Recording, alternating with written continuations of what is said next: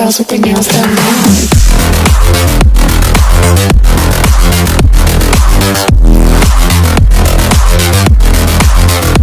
Girls with their nails done. I like the girls with their nails done.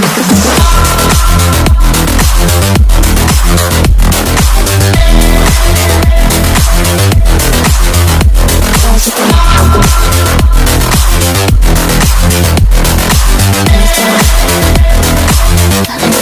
their nails done.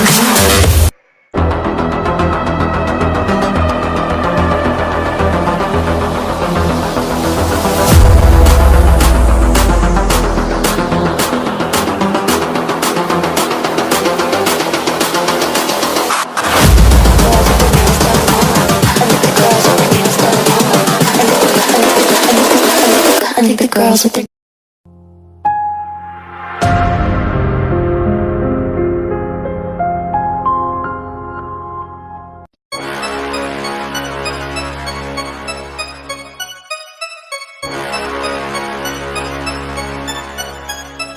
शाम के 7 बज चुके हैं और हम आ चुके हैं। हमारी जो अगली क्लास है, ये क्लास जो 4th है, उसे अटेम्प्ट करने हम आ गए। हमने रेवोल्यूशनरीज वाला पिछला जो पार्ट था वो पढ़ा था पिछली क्लास में। अब हम जो आ चुके हैं वो आ चुके हैं रेवोल्यूशंस पे। ठीक है, जो एज ऑफ रेवोल्यूशन मतलब जो ट्रेटी ऑफ वीना साइन हुई थी, उसके बाद जो पावर थी वो रिस्टोर्ड हुई थी फ्रांस में। तो जो एज ऑफ रेवोल्यूशन जो 1830 से 1848 के बाद में क्या क्या हुआ था उसके बारे में हम यहाँ एज ऑफ रेवोल्यूशन वाले पार्ट में आ गए हैं। जो 1830 से 1848 के बीच क्या हुआ, आपने देखा कि ट्रेटी ऑफ वीना के बाद जो मोनार्ची थी वो रिस्टोर कर दी गई, जो बोर्बन डायनेस्टी थी वो रिस्टोर कर दी गई, और बहुत सारे जो उन्होंने अपने फ़ायदेमंद के लिए जो डिसीजंस थे वो लिए। अब 1848 के बाद क्या हुआ वो हम डिस्कस करेंगे। Liberals and nationalists came to be increasing associated with the revolution in different part of the world. जो लिबरल्स और नेशनलिस्ट थे वो डटे रहे कि नेशन स्टेट तो बनानी है, वो अपने काम में लगे रहे, वो उन चीज़ों को बिल्कुल नहीं बोले, वो रिवोल्यूशन से जुड़े रहे। अलग अलग जो पार्ट थे यूरोप के, उन यूरोप के पार्ट्स में this revolution led by the middle class. इसमें मैंने आपको पहले ही बताया था कि इसमें मिडिल क्लास के लोग होते थे, कमर्शियल क्लास के लोग होते थे, और स्कूल टीचर्स और क्लर्क्स होते थे। The first evil took place in France in 1860। जो उसके बाद आपने फ्रेंच रेवोल्यूशन जो आपने पढ़ा होगा, जो 5 जुलाई 1789 को हुआ था, उसके बाद जो फर्स्ट अपीवल 18, और ये बाद में अपीवल जो है वो 1830 में आई है। वो पहला एक्सप्रेशन था फ्रेंच रेवोल्यूशन की। फर्स्ट अपीवल जो है 1830 में वो जुलाई में आई, और एक बहुत अच्छी the Bourbon dynasty restored to power was overthrown by. फिर जो थी जो बोर्बन डायनेस्टी जो पावर जिसकी आई थी वो बाद में रिस्टोर कर दी गई, और बाद में कॉन्स्टिट्यूशन मोनार्की थी, वहाँ पे कॉन्स्टिट्यूशन मोनार्की वो एस्टेब्लिश कर दी गई, जो बाद में Louis Philippe as its head, जो लुइस फिलिप्स थे वो उसके हेड थे। ये बहुत अच्छी जो ड्यूक मेटरनिच ने जो एक स्टेटमेंट थी वो दी थी, when France sneezes the rest of the Europe catches cold.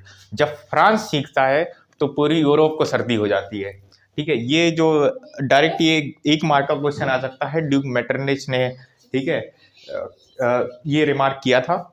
और जुलाई रेवोल्यूशन जो है, July revolution sparked an uprising in his bliss. और जब जैसे ये कहा जैसे मेटरनिच ने कि जब फ्रांस सीखता है तो पूरे जो यूरोप है वहाँ पे सर्दी हो जाती है। तो यही रेवोल्यूशन जो जुलाई रेवोल्यूशन जो हुआ 1830 में, उसने एक अपराइजिंग मतलब एक चिंगारी दी रेवोल्यूशन की फ्रांस में, रेवोल्यूशन इन ब्रसेल्स में एक चिंगारी जो थी वो दी। अब आते हैं ग्रीक, और फिर एक चिंगारी फिर ग्रीस में भी गई। तो ग्रीक कैसे इंडिपेंडेंट नेशन बना उसके बारे में आपकी एनसीईआरटी में डिस्कस किया गया है। तो हम Greece has been a part of Ottoman empire. Greek Ottoman empire जो आपकी जो मिडिल ईस्ट से जो आपका ऊपर वाला पार्ट है, ठीक है, पूरे यूरोप नहीं कह सकते, मिडिल ईस्ट से जो थोड़ा ऊपर वाला पार्ट है वहाँ पे ऑटोमन एम्पायर एक मुस्लिम एम्पायर था, ये रूल करता था। ठीक है, उसका पार्ट था ये Greece. Growth of nationalism sparked an uprising of nationalism in Greece. ठीक है, ग्रोथ जो थी नेशनलिज्म की, जैसे जैसे राष्ट्रवाद जो था वो ग्रो होता रहा, जो नेशनलिज्म की जो भावना थी वो ग्रीस के लोगों में भी आ गई। Greece nationalist in Greece got support from other Greek. जो नेशनलिस्ट थे ग्रीस में, वो जो अदर ग्रीक्स थे जो एग्जाइल में रहा करते थे, उनसे जो है नेशनलिस्ट को सपोर्ट मिला जो कि देश के अंदर थे। And European who had sympathy for Greek nations, और जो यूरोपियंस, जो बेस्ट यूरोपियंस थे, जिनके पास सपोर्ट था, जो सपोर्ट दिया उन्होंने, वो दिया जो जो सपोर्ट करते थे ग्रीक कल्चर को, जो ग्रीक मानते थे, आपने जो एंशिएंट ग्रीक जो सिविलाइजेशन था वो बड़ा इंपॉर्टेंट था। तो जो वेस्टर्न यूरोपियंस जो थे वो ग्रीक कल्चर को जो बड़े इंपॉर्टेंस देते थे, बहुत बड़ा मानते थे, और वो मानते थे कि यूरोपियन सिविलाइजेशन की जो क्रेडल है, मतलब एक हिसाब से आत्मा जो है वो ग्रीक सिविलाइजेशन है। तो उन्होंने सपोर्ट किया। तो जो ग्रीक लोग थे उन्हें जो सपोर्ट मिला वो, और जो बाहर के यूरोपियंस थे और जो ग्रीक्स जो एग्जाइल में नेशनलिस्ट जो रह रहे थे उनसे सपोर्ट मिला।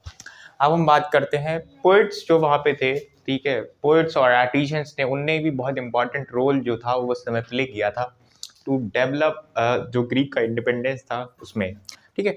Poets and artisans shape the public opinions.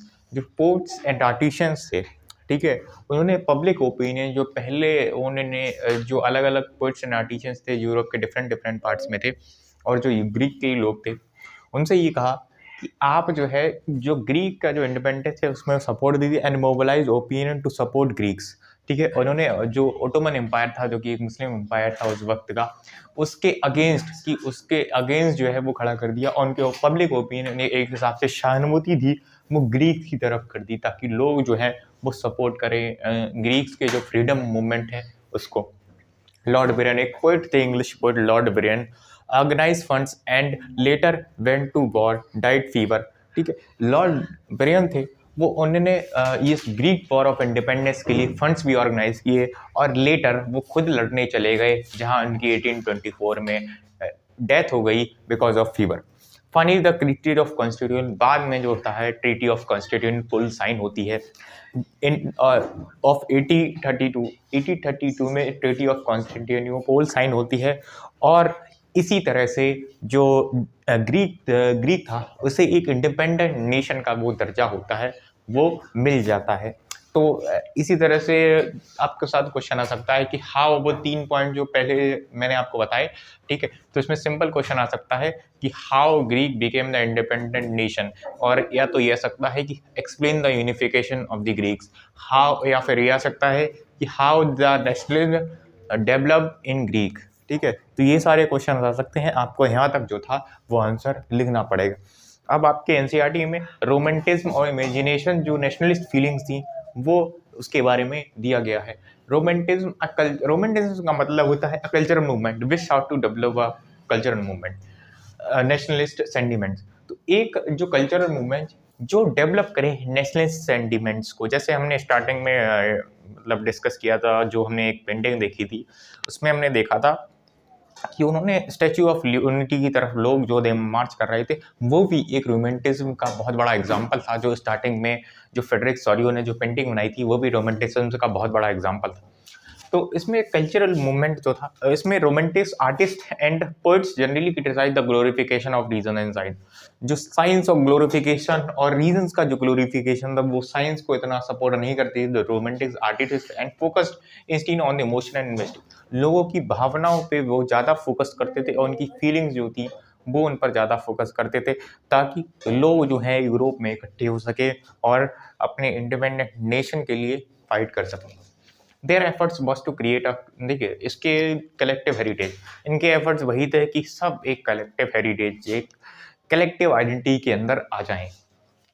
German philosopher John Gottfried Herder claimed that the German culture was to be discovered among the common people, ठीक है। जो जर्मन उस समय के फिलोसफर थे जॉन गॉटफ्राइड हर्डर, उनका ये मानना था कि ये वक्त है जर्मन कल्चर को लोगों के अंदर, लोगों को अपने अंदर जो कॉमन पीपल है उनके अंदर जो जर्मन कल्चर है उन्हें देखना चाहिए, डिस्कवर करना चाहिए, ठीक है। It was through folk song, ये कल्चर जो है ये थोड़ा जो गाने होते हैं फोक सॉन्ग्स होते हैं उनके जरिए आ सकता है, पोइट्री के जरिए आ सकता है, डांस के जरिए आ सकता है। That popularise nation was popularise that true nation, इसी तरह से जो ट्रू नेशन की फीलिंग्स होती हैं वो पॉपुलराइज हो सकती हैं।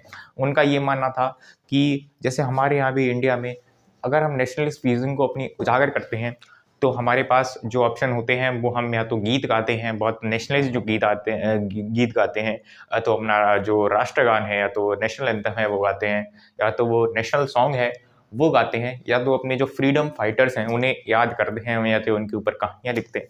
और ये कहानियाँ जो है पीढ़ी दर पीढ़ी दर आगे तक पास होती रहती हैं। तो हमने अभी बात की सॉन्ग्स की, बात की और डिफरेंट डांसेस की बात की।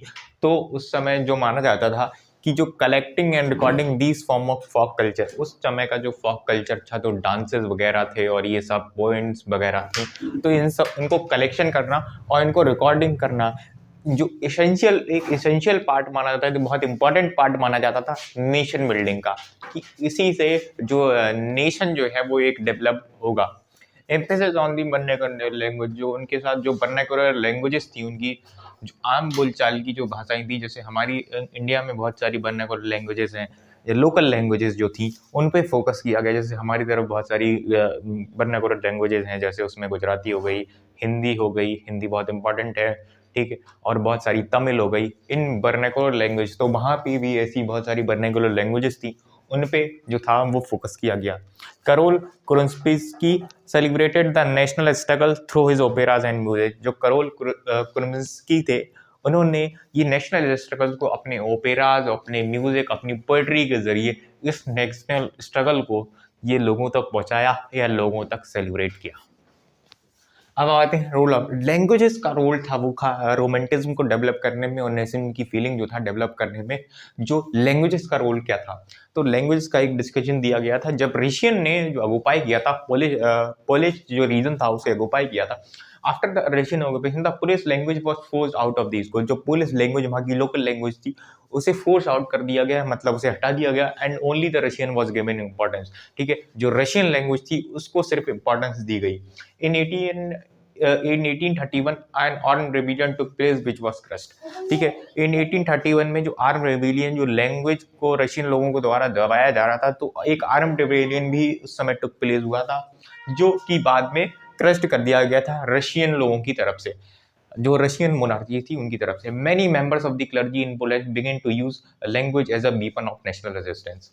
ठीक है, तो उस समय उन लोगों ने ठान ही लिया था, जो मेंबर्स थे क्लर्जी के, उन लोगों ने ठान लिया था कि पोलैंड में कि हम जो हमारी खुद की वर्नाक्युलर लैंग्वेज है जो पोलिश है, हम वही सिर्फ बोलेंगे, और उसको नेशनल रेजिस्टेंस, जो देश के प्रति जो रेजिस्टेंस था, जहाँ जो लोग रेजिस्टेंट जो रशियन ऑक्युपेशन के खिलाफ कर रहे थे, उनके वो एक वीपन बन चुका था लैंग्वेज जो थी। Polish was used for church gathering and all religious.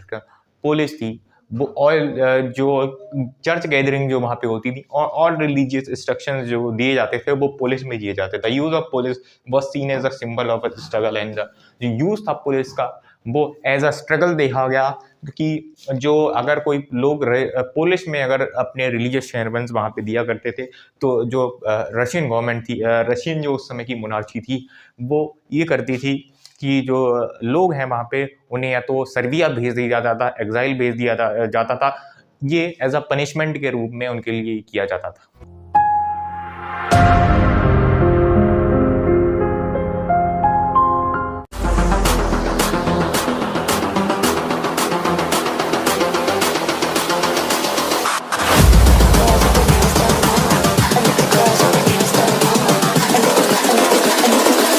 I think the girls with their